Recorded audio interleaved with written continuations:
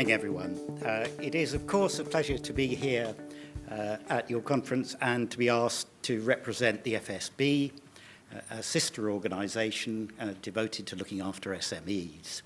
And it's a pleasure for once to talk about something in my own area of expertise, construction, housing and planning. But it's also a personal pleasure to me.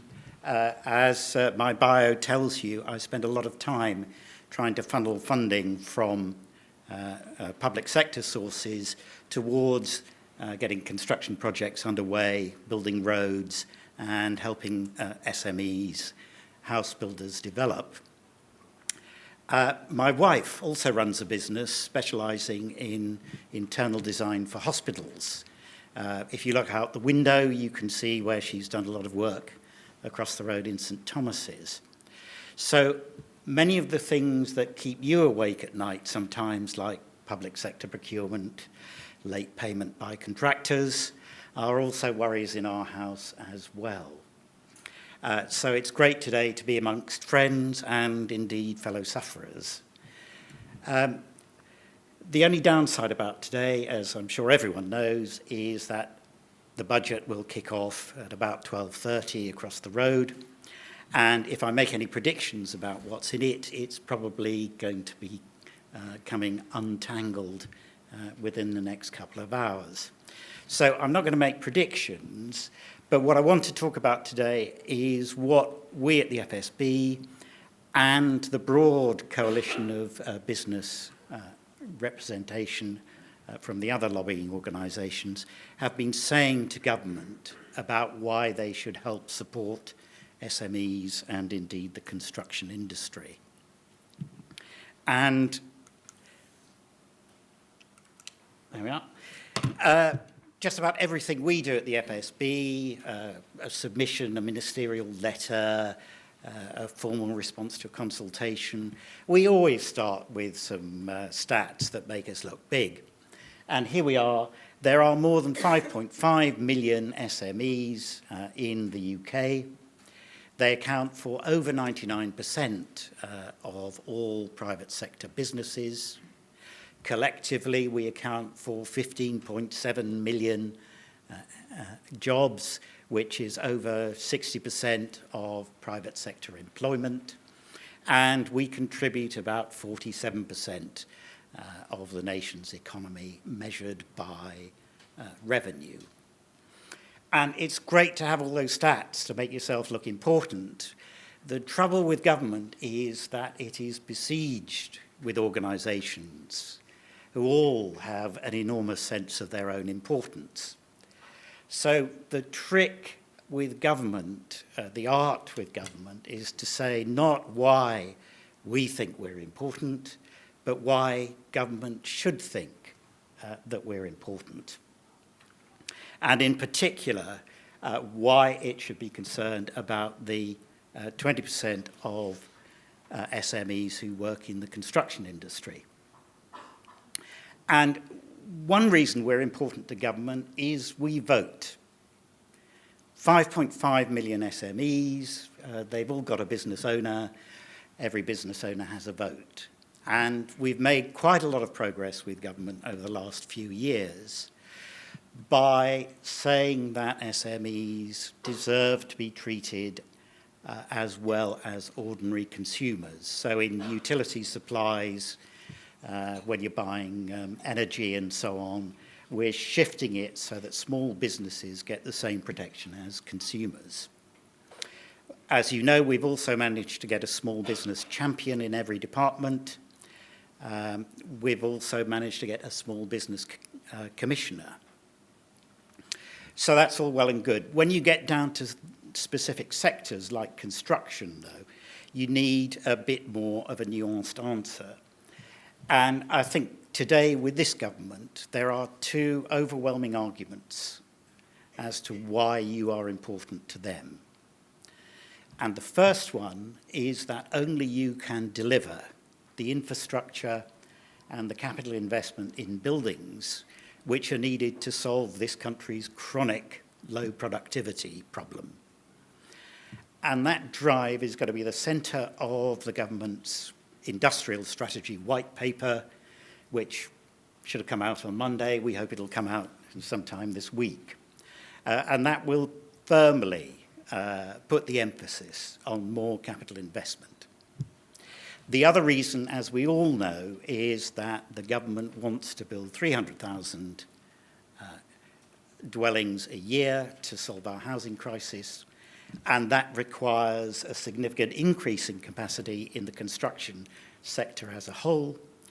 And we have now managed, after 3 or 4 years hard graft, to convince the government that it needs to do something about the plight of small house builders in particular.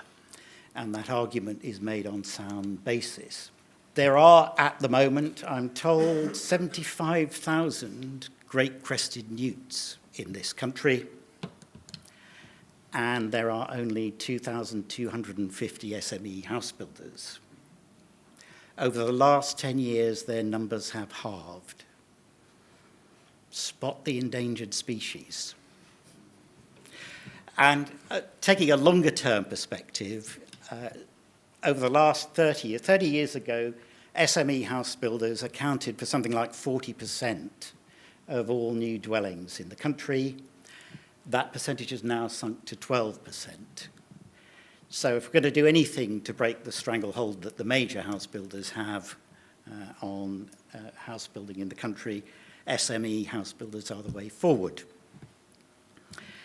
And so we've also spent a lot of time collectively explaining to government what kind of challenges the sector faces, and particularly SMEs. And you're going to have a session on virtually all of those today. This year, with my FSB hat on, we produced 4 major reports on the impact of Brexit, one of which was devoted to the problems it's going to cause in being able to resource skills. Our Brexit reports, which are all available on our website, were so successful that we're up for an award, but it's an EU Public Affairs Award. Fortunately, I know that we've had a significant impact on the UK government as well. We also did a major piece of work on public sector procurement a couple of months ago, which again you can find on the website. And we're pushing for changes like more dynamic purchasing systems in the public sector, which enable you to gate crash the party anytime there's a tender from a public sector body, rather than have to grind through a framework contract, which, as I know, is a nightmare in terms of commitment. Generally speaking, I mean, we have regular discussions with people like Heathrow and HS2, and there is a push afoot to get a fixed percentage of value allocated to SMEs and to make sure that things like the prompt payments code are actually cascaded down through the supply chain. So there's some progress on that. There are some big challenges ahead. We're just starting to think about the NHS and its procurement, which is a vast, impenetrable jungle which we're looking at. And of course, the latest thing is the fate of housing associations, which are now being classified as private sector bodies by this government. So does that mean post-Brexit that they won't be subject to public procurement rules? As well as producing reports, we, like every other business organisation, made a formal budget submission. One of the things that we collectively lobbied for, last year we managed to get the business rates inflator switched from RPI to CPI, but only from 2020. We're pushing for that to be brought forward to 2018. We'll have to wait and see if that happens or not. On SMEs in the construction sector, we've been pushing for a twin track approach, so better access to finance by using loans and loan guarantees, particularly from the HCA and from the British Business Bank. And we're also pushing for more oven-ready sites, fully serviced, to be provided for SME builders, and if necessary, breaking up bigger sites to make that happen. We're arguing for the tax burden to be lightened by taking sites of 10 units or less out of SIL and affordable housing. And we're asking the government to stop mucking around with the planning system. I have personally counted, and I can tell you that since 2010, the government has introduced 1,700 pages of secondary planning legislation. And it's just too much for us all to keep up with. And nobody knows what's going on anymore. So that's our asks. We'll wait and see if we got them. Optimistically, a budget is the end of one political cycle, but also the start of the next one. So if we didn't get it this time, we can always ask for it again. But perhaps more constructively, we always try and work across industries and across business organisations to come up with new policy initiatives that can be fed into government.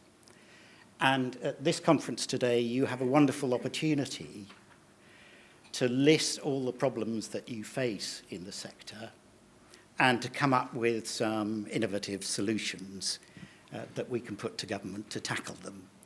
So I'm sure you'll use that opportunity wisely, and I wish you well for the rest of the day. Thank you.